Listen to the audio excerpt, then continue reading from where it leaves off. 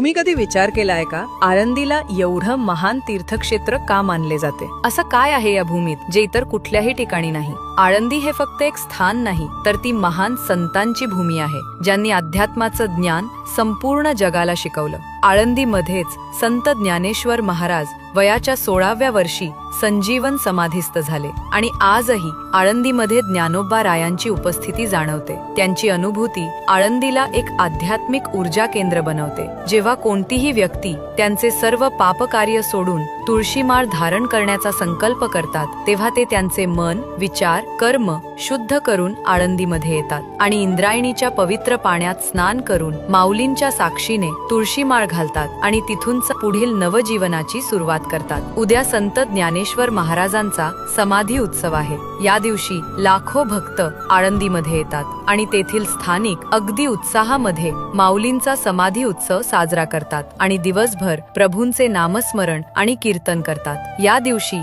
आळंदी जणू भक्तीचे माहेरघर होते.